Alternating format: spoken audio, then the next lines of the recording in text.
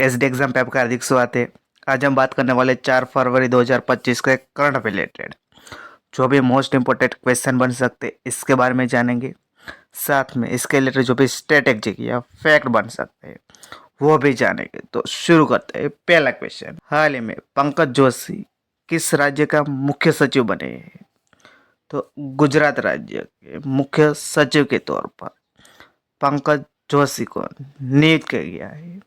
तो इसका सही ऑप्शन है बी, गुजरात। तो ए पंकज जोशी जो गुजरात के मुख्य सचिव बने हैं।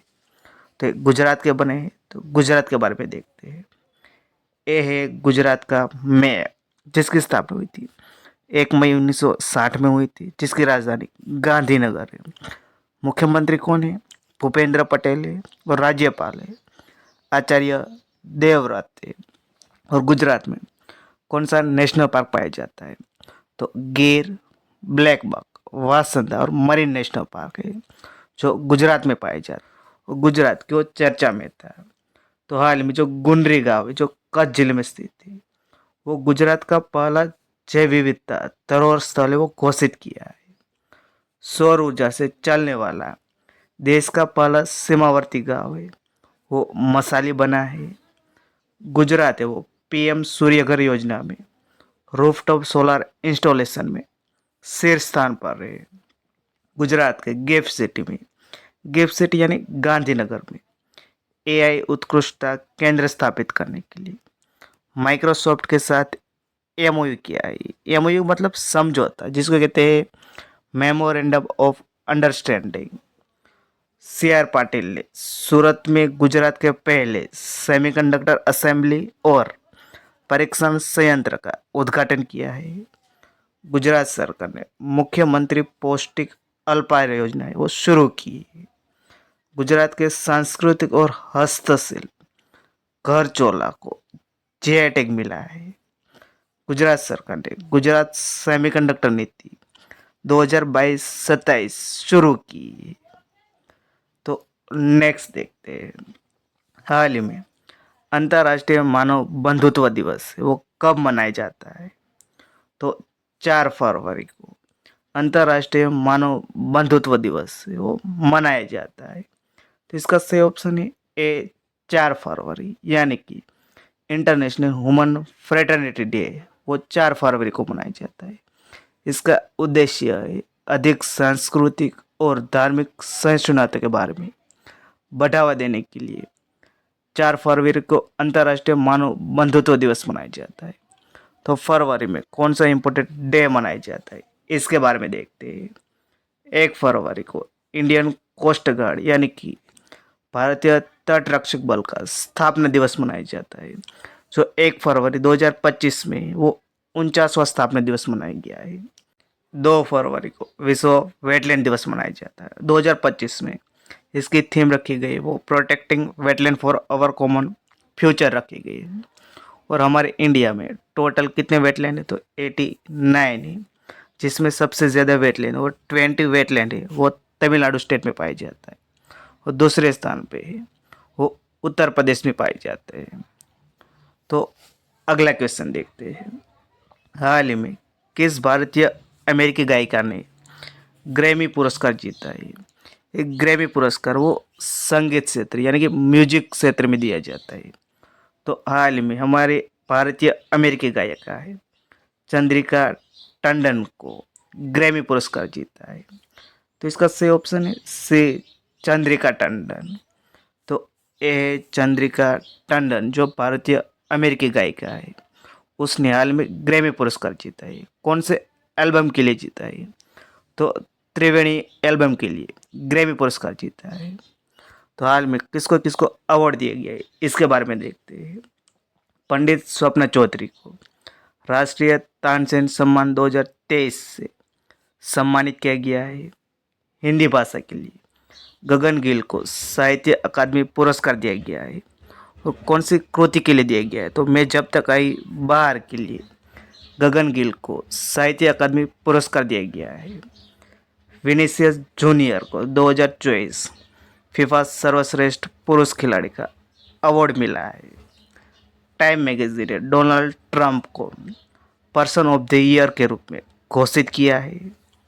प्रतिष्ठित 34वां व्यास सम्मान 2024 से वो सूर्यबाला को दिया जाएगा। कौन सा कृति के लिए दिया जाएगा? तो कौन देश को वासी के लिए सूर्यबाला को दिया जाएगा? माधव गाडगिल को champion of the earth award से सम्मानित किया गया है।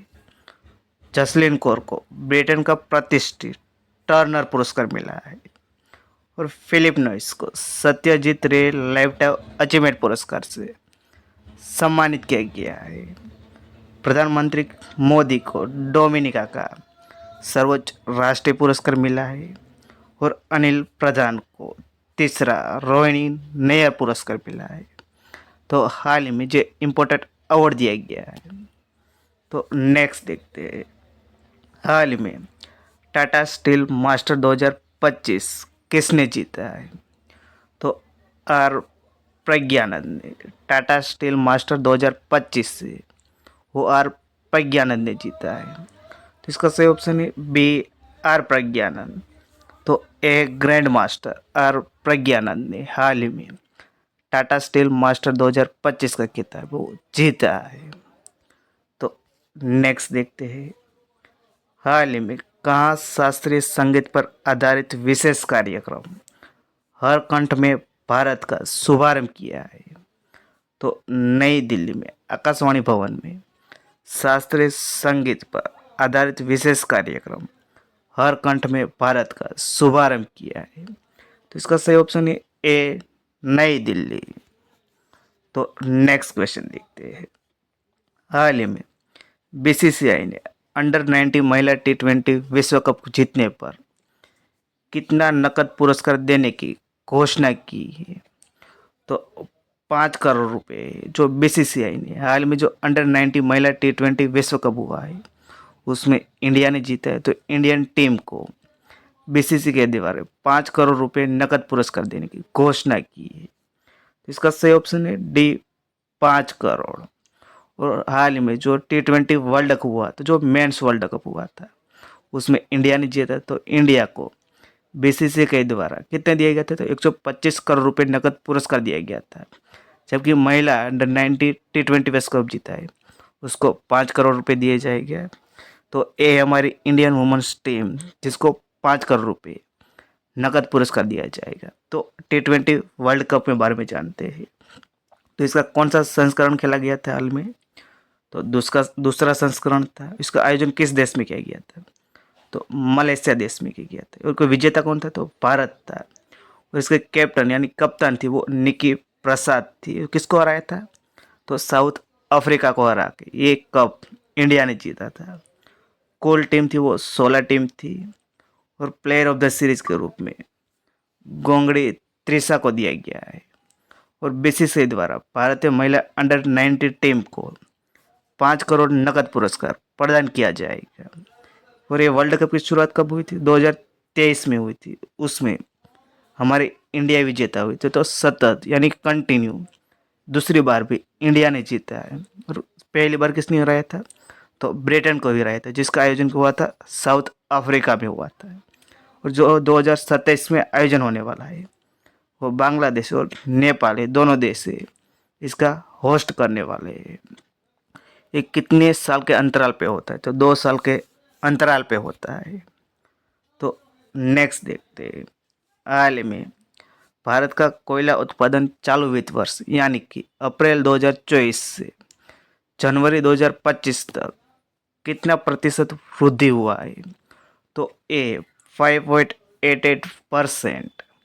भारत का कोयला उत्पादन चालू वित्त वर्ष में जनवरी 2025 तक 5.88% प्रतिशत वृद्धि हुआ है। तो इसका सही ऑप्शन है डी, 5.88%।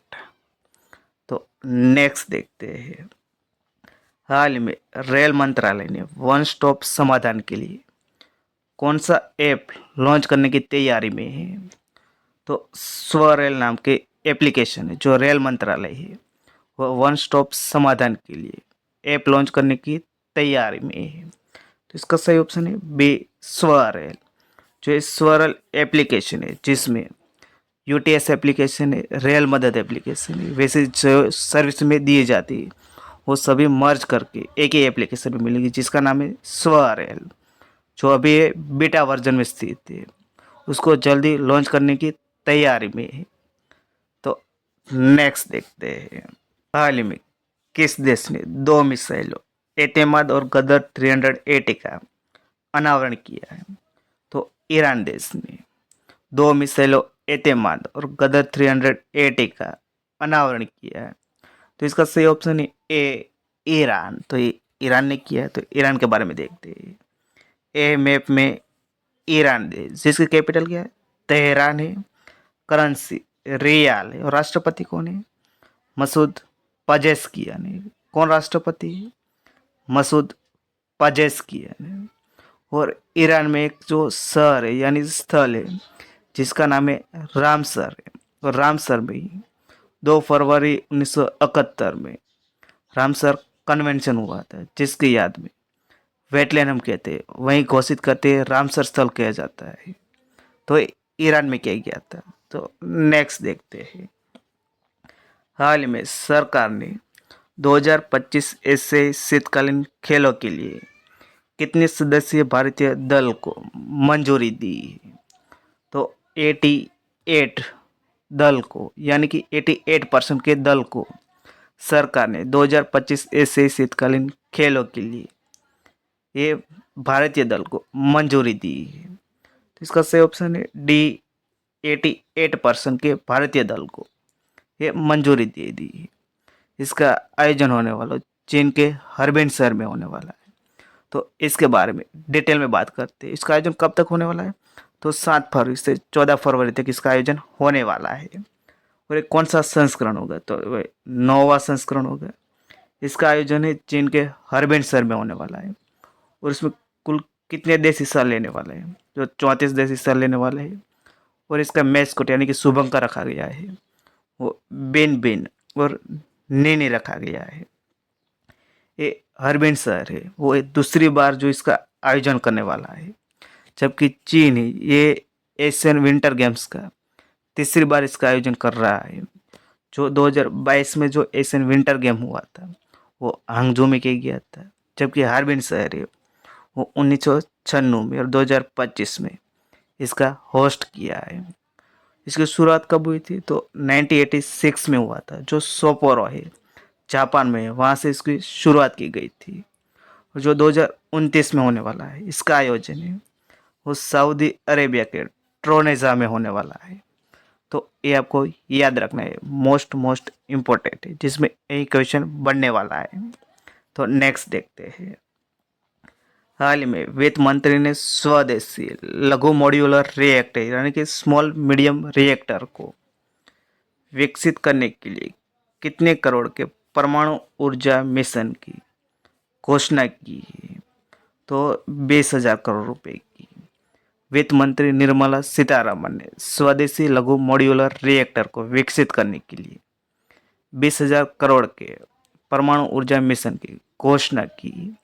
जो ये लघु मॉड्यूलर रिएक्टर है, जो इसमें टेक्नोलॉजी यूज़ की जाएगी वो रसिया के द्वारा ट्रांसफ़र की जाएगी। तो इसका सही ऑप्शन है डी, 20,000 करोड़ रुपये। ये मोस्ट इम्पोर्टेंट क्वेश्चन है जो कई एक एग्जाम में ये पूछे जाने वाला है। तो नेक्स्ट देखते हैं, हाल ही में किसने व्यक्तिगत चिकित्सा देखभाल के लिए बहुचरणीय नैदानिक परीक्षण विधि है वो विकसित की है? तो आईआईटी गुवाहाटी ने व्यक्तिगत चिकित्सा देखभाल के लिए बहुचरणीय नैदानिक परीक्षण विधि है वो विकसित की है। तो इसका सही ऑप्शन है ए, आईआईटी गुवाहाटी। तो नेक्स्ट क्वेश्चन देखते हैं, हाल ही में दक्षिण अफ्रीका ने किस देश को अपना राजनयिक कार्यालय को बंद करने को कहा है? तो ए, ताइवान देश ने। जो दक्षिण अफ्रीका में वो ताइवान देश का जो राजनयिक कार्यालय है उसको बंद करने को कहा है। तो ये इसका सही ऑप्शन है सी, ताइवान। तो ये दक्षिण अफ्रीका है वो चीन के तरफ अब जा रहा है, इसके कारण जो ताइवान देश का राजनयिक कार्यालय दक्षिण अफ्रीका में स्थित थी उसको बंद करने को कहा है, यानी इसका नाम चेंज करके व्यापार केंद्र को बनाने को कहा है। तो ये ताइवान को कहा है, तो ताइवान के बारे में देखते हैं। ये है ताइवान देश, जिसको फॉर्मोसा नाम से पहले जाना जाता था, जिसकी राजधानी ताइपे सिटी है। करेंसी क्या है? ताइवान डॉलर है। और राष्ट्रपति है वो लाई चिंग ते है। तो प्रीवियस सर, जो मैंने प्रीवियस क्वेश्चन दिया था उसका आंसर जानेंगे। हाल ही में कहाँ विश्व पुस्तक मेला 2025 वो शुरू हुआ है? तो हमारे देश की राजधानी नई दिल्ली में विश्व पुस्तक मेला 2025 से वो शुरू हुआ है। उसमें फोकस कंट्री कौन है? तो ये रूस कंट्री है, यानी रसिया है जो फोकस कंट्री है, ये मोस्ट इम्पोर्टेंट है। तो अब आपके लिए क्वेश्चन है जिसका आंसर आपको कमेंट बॉक्स में देना है। हाल ही में colonel C K. Naidu lifetime achievement award से किसे सम्मानित किया गया है? तो इसका आंसर आपको कमेंट बॉक्स में देना है। तो वीडियो आपको अच्छा लगा तो लाइक कर देना, शेयर कर देना, चैनल पर चैनल को सब्सक्राइब कर देना। वीडियो देखने के लिए थैंक यू सो मच।